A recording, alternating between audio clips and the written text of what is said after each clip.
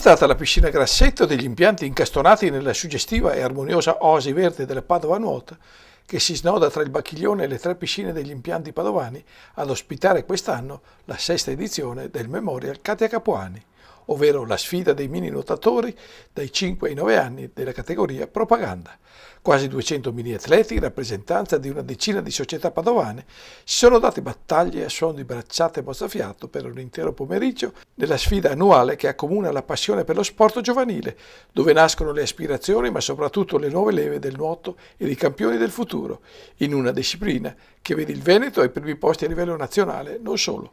Vedi i traguardi raggiunti in passato dalla padovana Novella Caligaris per arrivare ai giorni nostri con la portacolori veneziana e pluricampionessa Federica Pellegrini.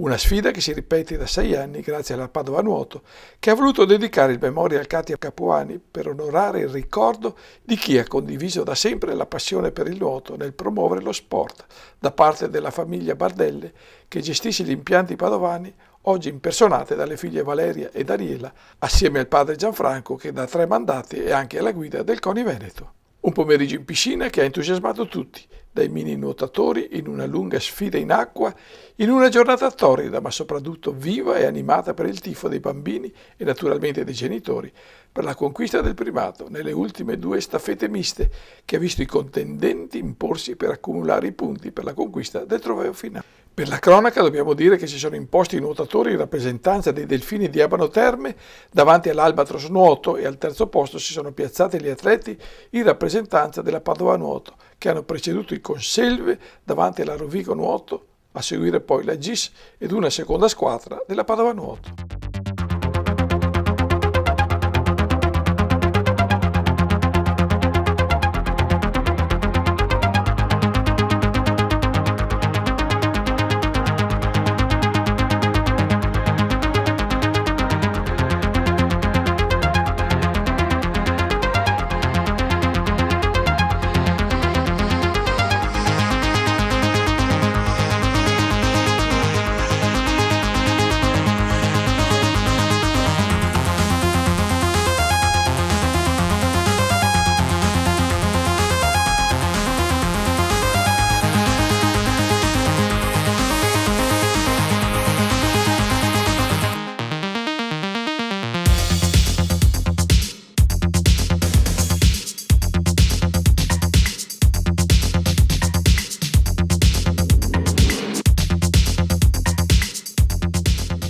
Suggestiva è stata la premiazione con la consegna delle medaglie d'oro, d'argento e di bronzo per i primi 3 classificati di ogni categoria ed il trofeo finale per il piazzamento ai punti come tutte le gare ufficiali.